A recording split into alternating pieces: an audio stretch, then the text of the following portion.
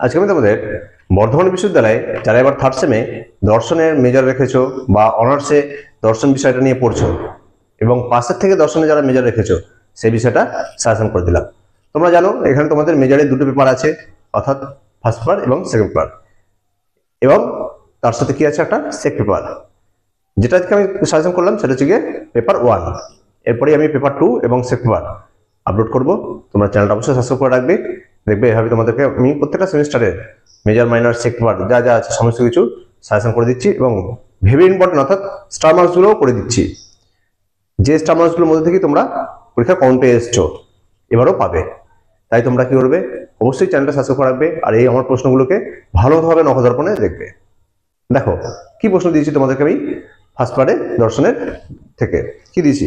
প্রথম প্রশ্ন, মীমাংসা দর্শনে অর্থাপত্তি স্বতন্ত্র প্রমাণ আলোচনা করো। মীমাংসা দর্শনে অর্থাপত্তি স্বতন্ত্র প্রমাণ তা আলোচনা করো। ভেরি ইম্পর্টেন্ট প্রশ্ন, স্টার মার্কস করবে। এই প্রশ্নটা তোমরা পেয়ে গেছো ভেবে নাও। এর সাথে যেটা দেখবে আরেকটা প্রশ্ন, অর্থাৎ মীমাংসা দর্শন থেকে আরেকটা প্রশ্ন যেটা ভেরি ইম্পর্টেন্ট হিসেবে দেখবে সেটা হচ্ছে মীমাংসা দর্শনে অনুপলব্ধি প্রমাণ আলোচনা করো। তাহলে কি দিলাম? একটা অর্থাপত্তি দিলাম আর একটা অনুপলব্ধি।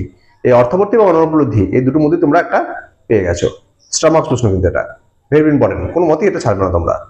ঠিক আছে, নেক্সট প্রশ্ন দেখো, বিধি কি? বিভিন্ন প্রকার বিধি আলোচনা। নিষেধ কি? বিভিন্ন প্রকার নিষেধ আলোচনা। অর্থাৎ কি বিধি ও নিষেধ কি? বিধি ও নিষেধ সম্পর্কে আলোচনা করো এবং উভয়ের পার্থক্য। ঠিক আছে, তাহলে প্রশ্নটা কিভাবে দেখলে তোমরা? বিধি কি আলোচনা করো, বিধিটা সম্পর্কে, অর্থাৎ বিধির যে বিভিন্ন রকম ভাগ আছে তা আলোচনা করো। আটা হচ্ছে নিষেধ কি? নিষেধ কি? বিভিন্ন প্রকার নিষেধ সম্পর্কে আলোচনা করো এবং বিধি নিষেধের পার্থক্য। অর্থাৎ আলোচনাটা দিয়েই তুমি যদি দুটো স্ট্যান্ডার্ড তুলে দাও পার্থক্য হয়ে যায়। ঠিক আছে, দেখো পরের প্রশ্ন, শঙ্করাচার্যের বিবর্তনবাদ এবং মায়াবাদের স্বরূপ আলোচনা করো। কি দিয়েছি? শঙ্করাচার্যের বিবর্তনবাদ এবং মায়াবাদের স্বরূপ। অর্থাৎ কি শঙ্করাচার্যের বিবর্তনবাদ আলোচনা করো এবং মায়াবাদের স্বরূপ আলোচনা করো। ভেরি ইম্পর্টেন্ট প্রশ্ন, এটা স্টার মার্কস করতে পারো। তারপরে দেখো, রামানুজের মতে জীব ও ব্রহ্মের স্বরূপ লেখো। রামানুজের মতে জীব ও ব্রহ্মের স্বরূপ লেখো। আর যেটা দেখবে সেটা হচ্ছে গিয়ে রামানুজের সপ্তবিধি অনুপলব্ধিগুলি উল্লেখ করো। রামানুজের সপ্তবিধি অনুপলব্ধিগুলো উল্লেখ করো। এই প্রশ্নটাও তোমরা ভালো মতো দেখবে। ঠিক আছে, এবার যেটা দিয়েছি সেটা হচ্ছে গিয়ে লক দিয়ে। লক কিভাবে মুখ্য গৌণগুণের পার্থক্য করেছেন, অর্থাৎ কি লকের মতে বা লক কিভাবে মুখ্য গৌণগুণের পার্থক্য করেছেন তা আলোচনা করো বা লেখো। আরটা দেখবে লকের মতে দ্রব্য কি? লক কিভাবে সহজাত ধারণা খণ্ডন করেছেন। লকের মতে দ্রব্য কি? লক কিভাবে সহজাত ধারণা খণ্ডন করেছেন। ভেরি ইম্পর্টেন্ট প্রশ্ন, এই লক থেকে এই দুটো প্রশ্ন তোমরা ভালো করে যাবে। একটা প্রশ্ন পাচ্ছই তোমরা, স্টার মার্কসও করতে পারো।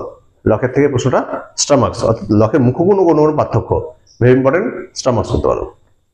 তারপরে দেখবে বাকলের আত্মগত ভাববাদে ঈশ্বরের ভূমিকা লেখো। কি দিয়েছি? বাকলের আত্মগত ভাববাদে ঈশ্বরের ভূমিকা। ভেরি ইম্পর্টেন্ট প্রশ্ন, স্টার মার্কস। এর সাথে দেখবে বাকলের থেকে আছে অস্তিত্ব প্রত্যক্ষ নির্ভর, এই মত ব্যাখ্যা করো। তাহলে কি আছে? অস্তিত্ব প্রত্যক্ষ নির্ভর, বাকলের এই মত ব্যাখ্যা করো। ভেরি ইম্পর্টেন্ট প্রশ্ন, তবে আগেরটা স্টার মার্কস। ঠিক আছে, দেখো নেক্সট প্রশ্ন, কার্যকারণ বিষয়ে হিউমের শব্দ সংযোগ তত্ত্ব। কি দিলাম? কার্যকারণ বিষয়ে হিউমের শব্দ সংযোগ তত্ত্ব, বা এই প্রশ্নটা যদি তোমাদের ঘুরিয়ে আসে কি দেবে? নিয়ত সংযোগ মতবাদ বা কার্যকারণ তত্ত্ব আলোচনা করো। তাহলে কি দিলাম? কার্যকারণ তত্ত্ব সম্পর্কে হিউমের শব্দ সংযোগ তত্ত্ব বা নিয়ত সংযোগ তত্ত্ব আলোচনা করো। ঠিক আছে, একই কিন্তু দুটো প্রশ্নের উত্তর একই। দুটো প্রশ্ন বলতে গিয়ে একটা প্রশ্নই অথবা হিসেবে আসতে পারে। দেখো নেক্সট প্রশ্ন, কান্টের বিচারবাদ আলোচনা করো। ভেরি ইম্পর্টেন্ট প্রশ্ন, স্টার মার্কস। তোমরা এইটা এবং কার্যকারণ তত্ত্বটা, অর্থাৎ হিউমের কার্যকারণ তত্ত্ব, দুটো প্রশ্ন কিন্তু স্টার মার্কস। এই দুটোর মধ্যে দুটোই কমন পেয়ে যাবে তোমরা। ঠিক আছে, তারপর দেখো কান্টের মতে অধিবিদ্যা কি সম্ভব আলোচনা করো। কান্টের মতে অধিবিদ্যা কি সম্ভব আলোচনা করো। এটা স্টার করো, দেখে নাও। এই প্রশ্নটা ভেরি ইম্পর্টেন্ট প্রশ্ন। ঠিক আছে, স্টার মার্কস করবে। তারপর দেখো হেগেলের ভাববাদ বা বস্তুবাদ আলোচনা করো। হেগেলের ভাববাদ বা বস্তুগত ভাববাদ আলোচনা করো বা ব্যাখ্যা বিচার। ঠিক আছে, তারপর দেখো আরটা দেখবে যে যা চিত তাই সৎ আর যা সৎ তাই চিত। যা চিত তাই সৎ, যা সৎ তাই চিত। হেগেলের এই মত ব্যাখ্যা করো।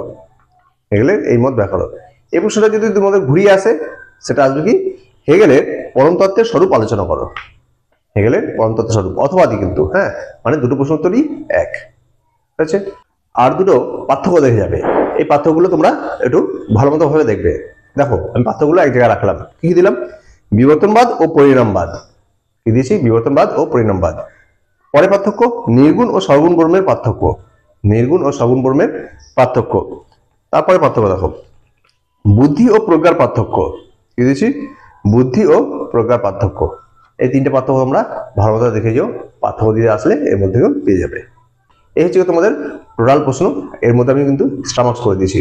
তোমরা জানো তোমাদের পরীক্ষায় 4 নম্বরে 5 নম্বরে করতে হবে 4টে, আর 10 নম্বর করতে 2টো, অর্থাৎ 6টা করতে হবে, 10টা থাকবে।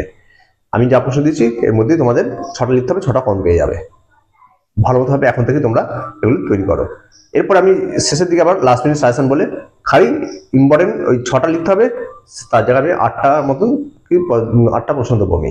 এই 8টা প্রশ্ন তোমরা তখন পরীক্ষার সময় ভালো মতো নজর করে যাবে যে হ্যাঁ তোমরা তৈরি আছে নাকি। তার জন্য চ্যানেলটা অবশ্যই সাবস্ক্রাইব আর লাইক কমেন্ট করে অবশ্যই জানাবে যে তোমাদের কোনো আর কিছু বিষয় জানার আছে কিনা, বা কোনো প্রশ্নের উত্তর সম্পর্কে কিছু জানার থাকে কিনা। আর ভিডিওগুলো বেশি বেশি করে বন্ধুদের শেয়ার করে দেবে।